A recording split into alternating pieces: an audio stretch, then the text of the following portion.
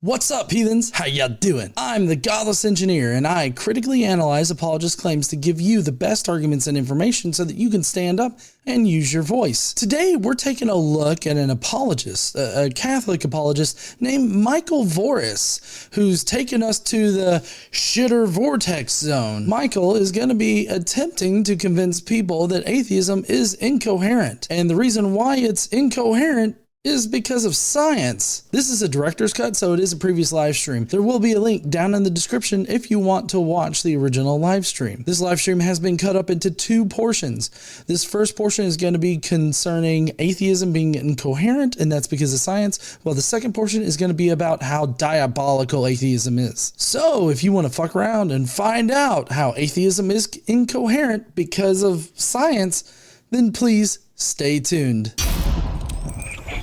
So, this guy today, he's super Catholic. Like, he's Catholic in all the wrong ways. He's got, like, 17 kids or something. I remember from a previous video that I covered. It is a lot of children, but I mean, I think that, like, there are Catholic families out there that just have obscene amount of children. My dad's family was Catholic. My dad still is Catholic. My dad's family is, like, huge. Like, I've got so many uncles and aunts on that side. So let's get to this. Now, this is Michael Voris, which he's got a specific set of initials after his name, and I'm not sure what they mean, but we're going to find out. Hold on.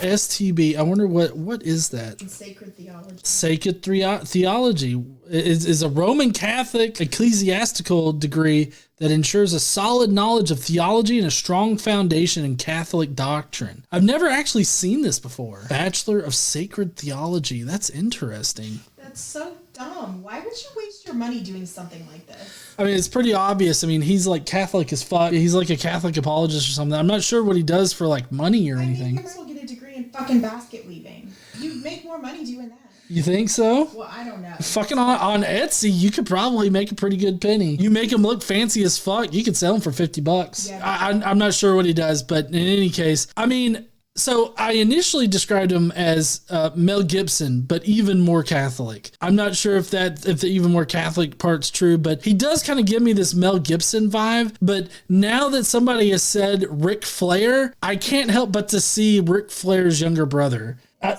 I expect him to be like, woo! We are going to defend Christ! And he's gonna have a cape that's like, woo!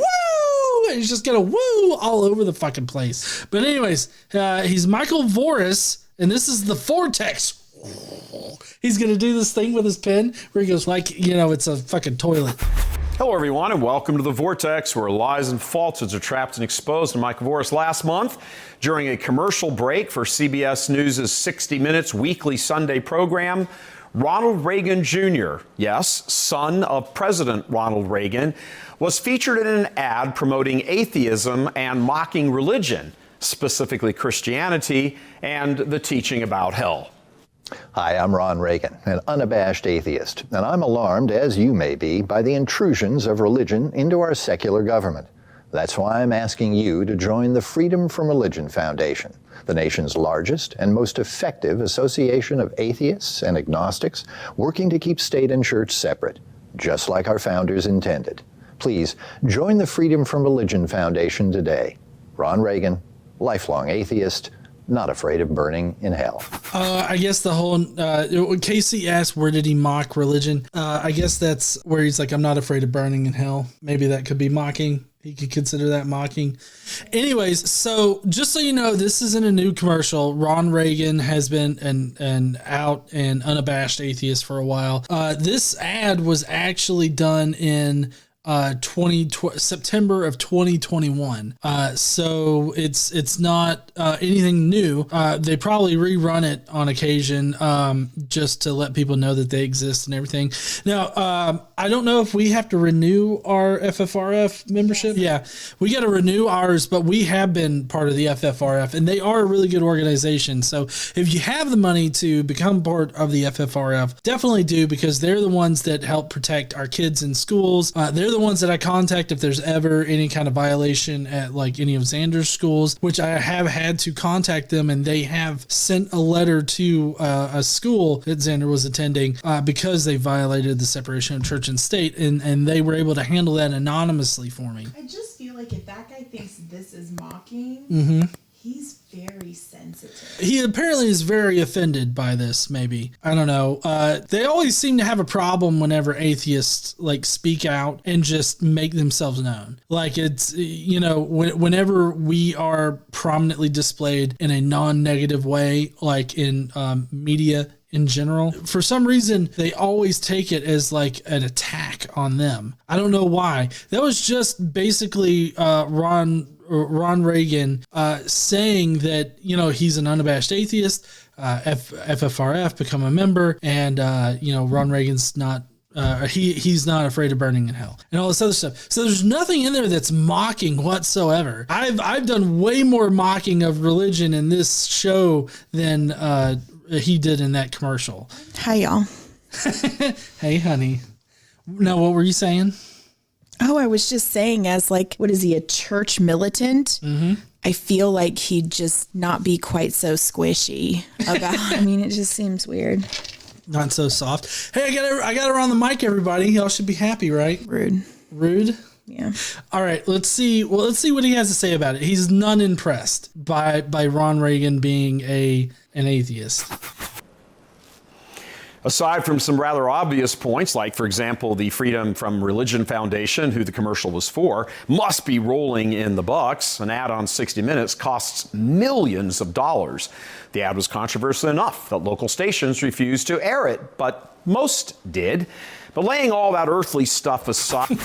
So he's happy. I guess he's happy that some stations wouldn't run it, but he's like, there's still people out there that ran it. I mean, they'll run church ads, and like, he doesn't seem too concerned about the fucking millions of dollars that church leaders spend on jets and shit. So I guess I don't understand. It's like if you drink Coke and you're mad because Pepsi aired a commercial, just fucking mind your business. Yeah. So y'all can go to Charity Navigator and look up Freedom from Religion Foundation. They have 100% rating on Charity. They're fantastic. Navigator. Yeah, they are. They also have basically all like how they spend money, total revenue, and all that kind of stuff. Now for 2019, which is the latest reporting, they took in $6 million. Rolling in it. Yeah, rolling in it, and they spent $7.6 million. So, which mostly is legal stuff, because they're helping fight legal battles to protect the separation of church and state. Right. And that like, shit's not free. Annie Laurie Gaylor, the co-president of it, she only gets 1.25% of total expenses like paid to her, saying, and even less for Dan Barker. Dan is great. Yeah. So he was here. That's where we met Dan here, right? Yeah, we did. Just Gambia, North Alabama in general. Yeah. They're a really great organization, and yeah, they do take in a lot of money, but they also do a lot of like fundraising, but they also provide a lot of great legal services and everything like that. So, but he seems to be very upset. Well, not very upset, but he does seem a little bit upset that like there's a big atheist organization that has millions of dollars at their disposal. Really, $6 million is really not that big. It's not for a charity of the size of the FFRF. It's really not that. Yeah, for what they do, it's really not that big of a charity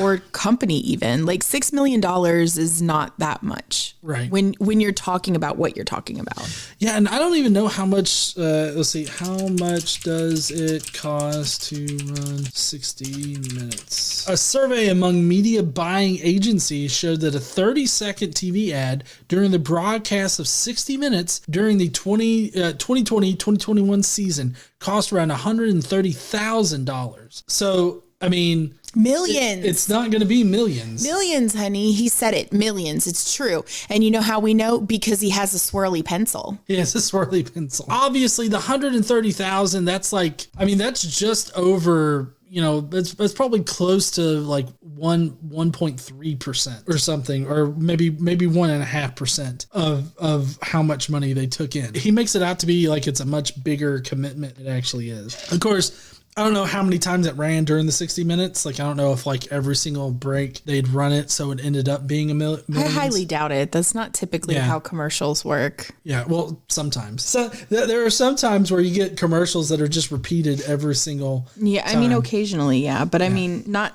during 60 minutes. No, he's upset over it. Now he's going to go into his whole spiel about atheism being incoherent. Let's jump to the theological and philosophical. Atheism must define itself in the negative, as in we believe in not God. Well, then what precisely in a positive sense do you believe? Not God has to be the answer. I mean, I feel like he's like doing this whole definition of atheism thing, but just in a worse way than it's normally done, because atheism is just not believing in a God at its base. Now, I'm not saying that is how everybody defines it. I hate the discussion on the definition of atheism, but in any case, at the very basic level, atheism is just not believing in a God. If you don't believe in any gods, then you're essentially an atheist. You can call yourself an atheist. Of course, people have different ways of going into the whole definition game, but that's what it means. He's trying to manipulate how we use the word atheism or how the word is constructed in order to make it into some kind of like positive assertion that God doesn't exist. You don't say. An apologist misrepresenting something. Ooh, I know. Can I also take issue with this fucking graphic? Can we look at this real quick? Yes. These are not the only two goddamn choices. Yes, honey, it is a false dichotomy. Like, you've got atheism and then everything else. It's not, yeah.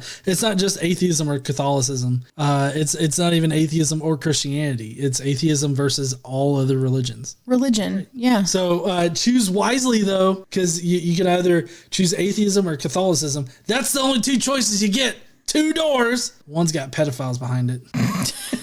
Guess which door? Yeah, not the one you'd think. Well, I mean, the one we'd all think. Yeah, the one we all think. Just not the one that they would say. Right. Of course, you'd be denying, like, proven fact. Oh, definitely. Since the early 2000s. Like, as far as, like, when we started to prove that these things were happening. Oh, like real investigations into Right. it. Yeah, because before they didn't do real investigations into it. They just hit it all. Yeah, they did. They were experts in it. The Catholic Church had what I think the first time that I heard about it, the Catholic Church had. You know, they would give you authorization up to $250,000 to settle a case if you could get a confidentiality order. And in 1995, we had a budget of $7 million to handle the various problems of childhood sexual abuse. Set aside to pay off families of abused children. That's an annual fund. Yeah, annually. Yeah, that's an annual fund. Yep. Just in case anybody was wondering. I can't remember if it was 4 or 6. I think it was 6. Was it? I can't remember exactly. So whatever number it is, it's too fucking much. Exactly. Well, here's the deal though. It's really hard to evaluate how much the Catholic Church is worth, like how much it's valued at. How much they bring in is a little easier because that's, how much money they take in from their congregants every year and raise. I mean, they don't have to report. They don't, I guess they don't have to, but it's easier than evaluating how much the Catholic Church is worth, because when you talk about how much the Catholic Church is worth, the Catholic Church, similar to Mormonism, they have really, they've bought up a whole bunch of property. Like they just own so much shit all over the world. And so it's really difficult to evaluate exactly how much the Catholic Church is worth. That's right. He's crying because it's not going to him. Like Islam in general paints, everybody that's not Muslim as being an unbeliever or an outsider or whatnot. Similar thing happens in Christianity too, but just in general, in most denominations, I think of Christianity, it's not that they deny other people are Christian, but they definitely think that they're definitely not going to be accepted into heaven or whatnot. Like in some denominations feel that way. Dipshit down in Arizona, Stephen Anderson. Oh, I mean, he thinks that, well, he's of the opinion once saved, always saved. But if you're, if you're not like accepting of God in any kind of way, then you're going to hell.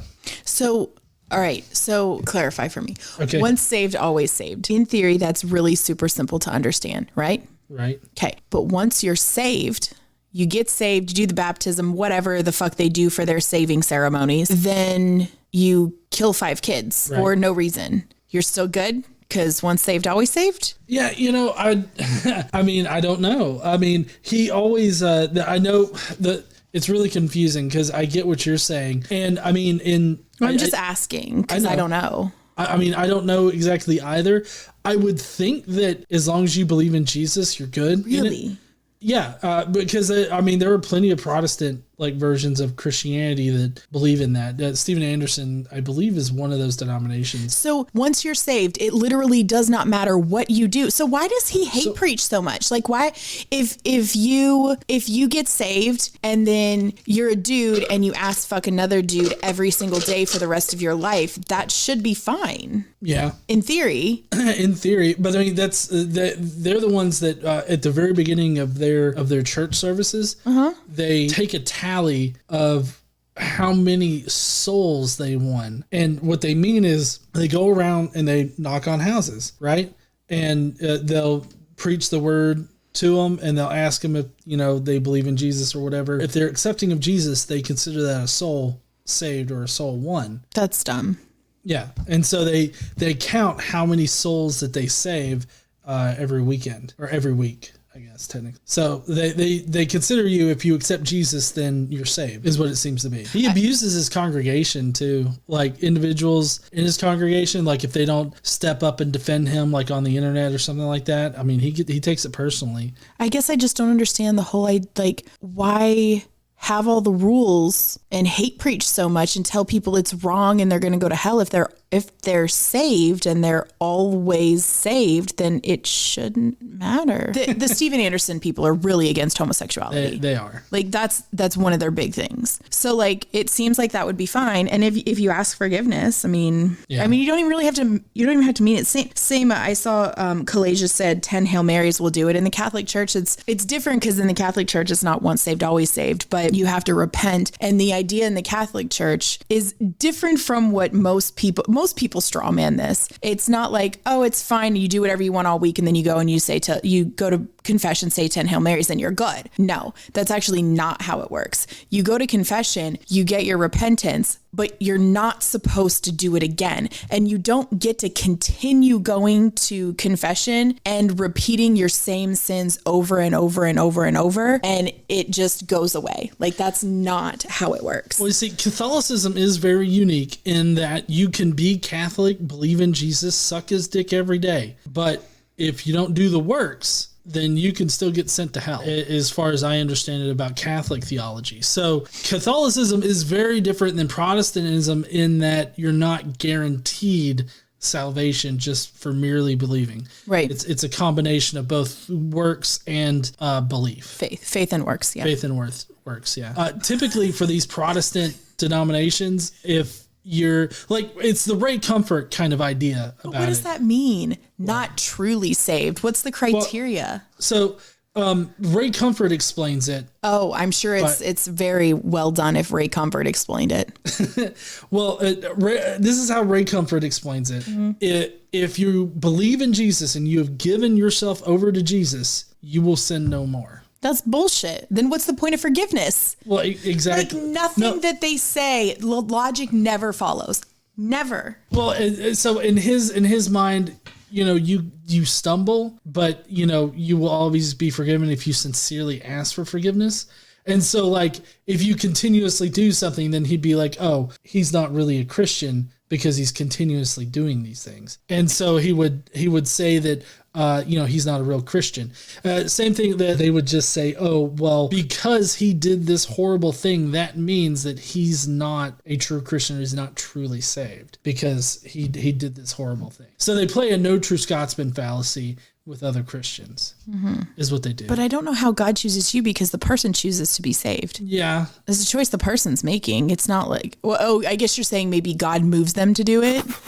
Those among them who do not quite understand that their entire approach is based on a negative might endeavor to play word games and attempt to make what sounds like positive assertions, but in the end, they really aren't positive at all. I think that he's doing an equivocation on the word positive here, because he's thinking positive in like emotionally positive, I feel, because it's like, oh, the positive is God does exist or anything like that. But you can make a positive claim that God does not exist. That doesn't make it like negative in the sense of like whether or not that's a positive belief. I'm positive that everything that's coming out of his mouth is idiotic. Yeah, but basically, I think he's playing an equivocation game with the word positive, and he's confusing the conversation here. He's convoluting it to make it sound like it's more deep and philosophical than it actually is. Yeah, that's what a lot of these kind of people do. Yeah, it is. It just seems like philosophical window dressing that doesn't actually I'm mean going anything. to say lots of words now. Yeah, lots of word salad. And I'm positive that people will get lost in all these words, and then I'll sound super smart. Can we get some croutons on this word salad? I would like some croutons.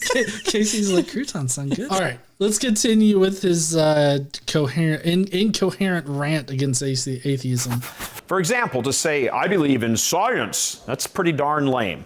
Science, as the average layman understands it, merely makes observations about how the physical material world operates, nothing more. I mean, it doesn't do that. It proves through evidence like how things work, why certain events happen, and all. Like it proves the how and the why, and like every question you could have about our material world, science is geared to explaining our reality, like in general, the hows, the whys, and everything like that. Now, just because we can't answer every single aspect of it doesn't mean that science is totally useless or something like that, or it's however he put it. He put it in a weird way. This guy right here doesn't like science. For one thing, atheists don't just appeal to science for like everything. Now, there are a lot of things that we can appeal to science for. There are some topics where we wouldn't necessarily appeal to science on them. Science is the study of reality. Like the goal of science is to describe reality as best as we can. What we observe And how we experience it and everything, and try to explain all that. When we're looking at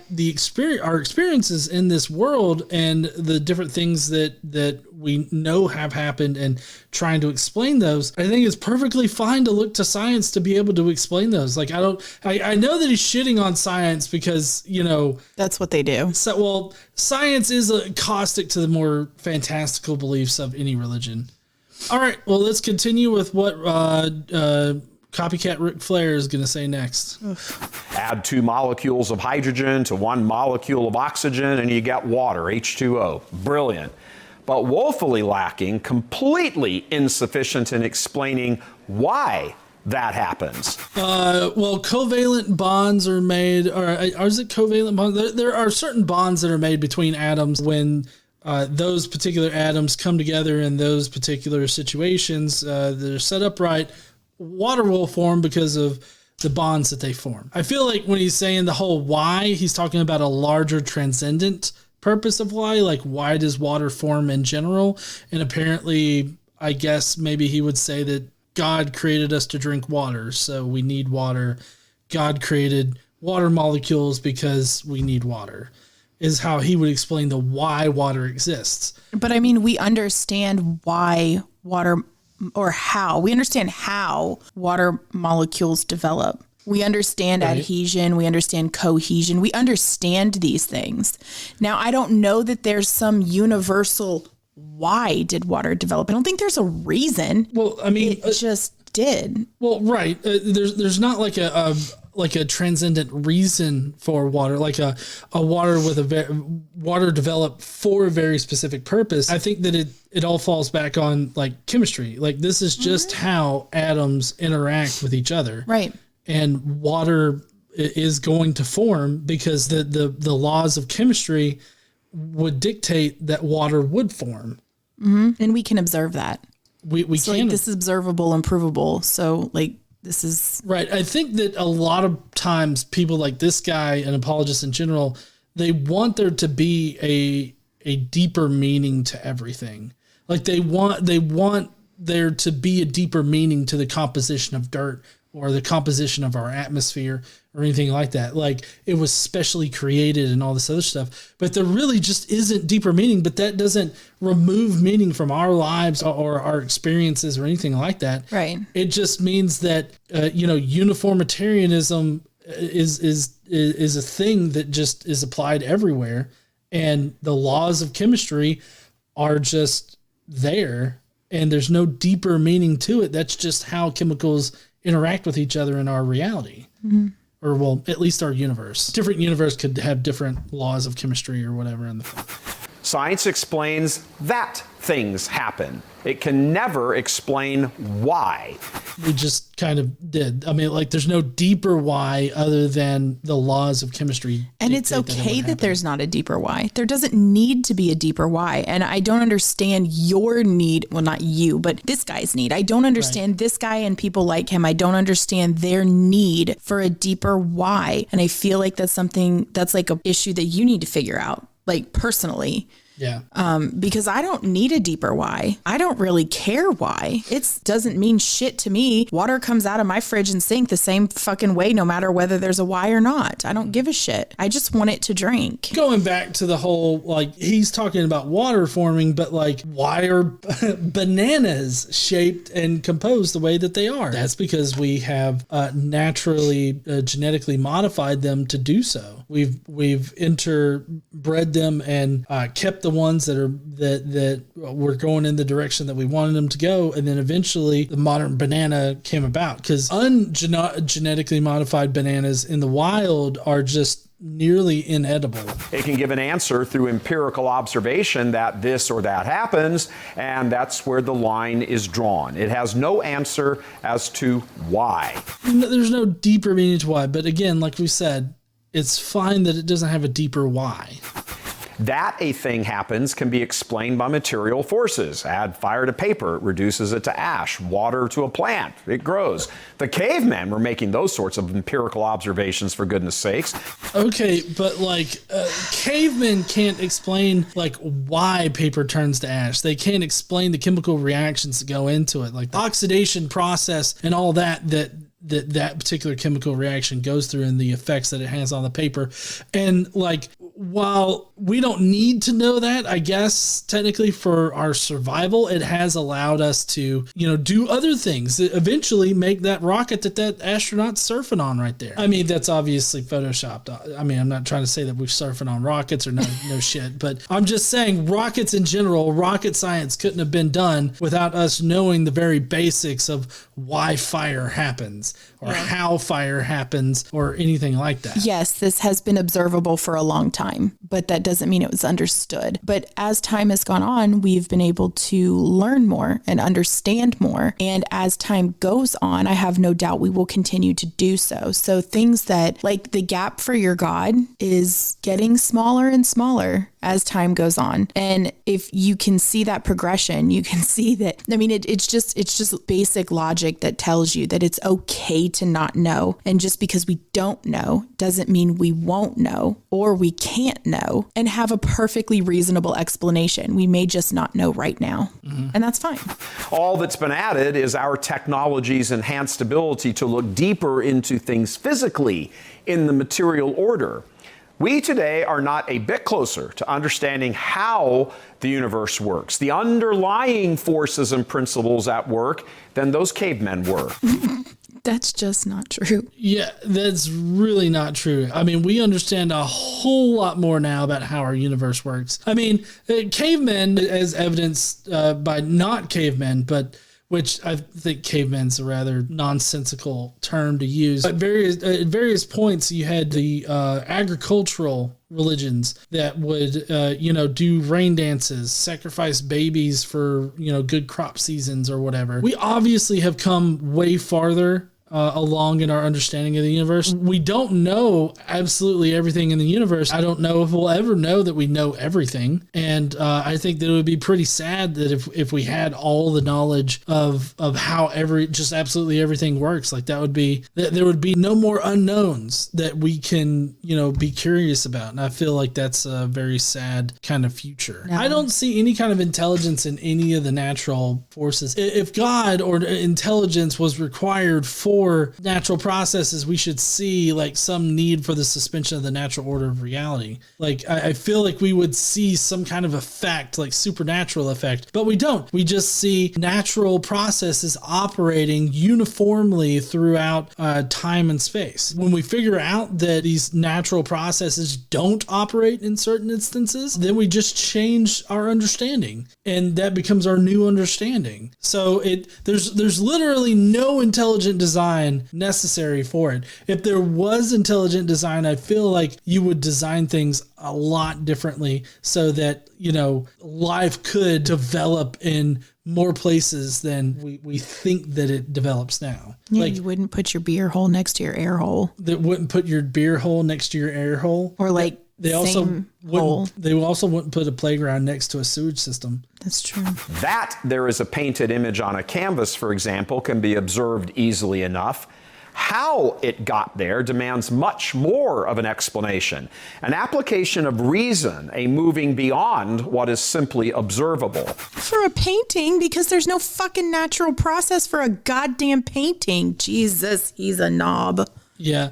So this is what's called an equivocation fallacy, because he's equivocating like a painting and how a painting is made with the natural world. Because like Casey said, we don't have any natural processes to explain how a painting can form on its own.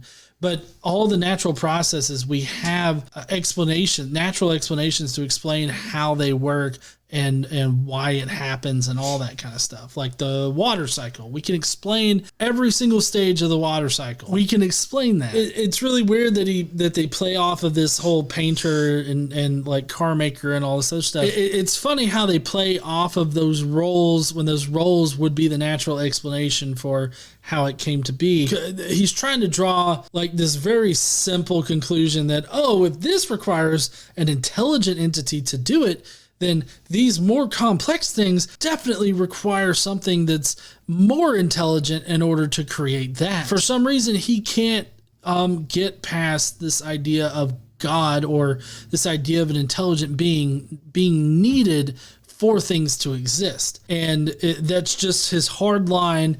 An intelligent being is needed for anything to exist. And that seems to be where he comes from in all this stuff. The atheist says that there is an image and insists over and against all reason that how it got there was not by the hand of an artist.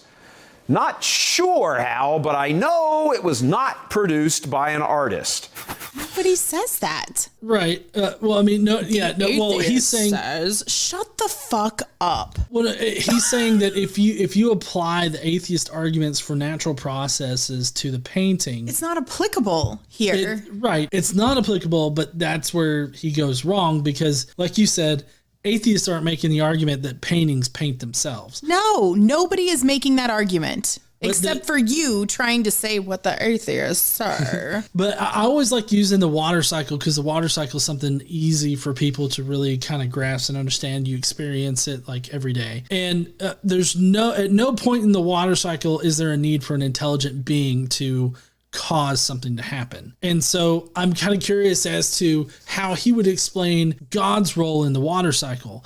Like, does God make pissed on us? He pissed on us. There you go. Does God make the conscious decision to have water evaporate into the clouds? Does God make a conscious decision for that water to condensate? Does he make the conscious decision for any change of state of water? I believe what they would argue is that God set the natural processes in order, like that he created those natural processes. So he doesn't have to make a conscious decision. The water process can happen naturally. Like the water cycle can happen naturally. God set it into motion though. Well, so if somebody goes with that, I mean, that's just a claim that God is required for it. You would need to then prove it. Oh yeah, so there's no proof in it. Like there are Christians who accept, I'm not even going to say believe in because that's dumb, accept evolution, but they do not accept the young earth creation type of stuff, but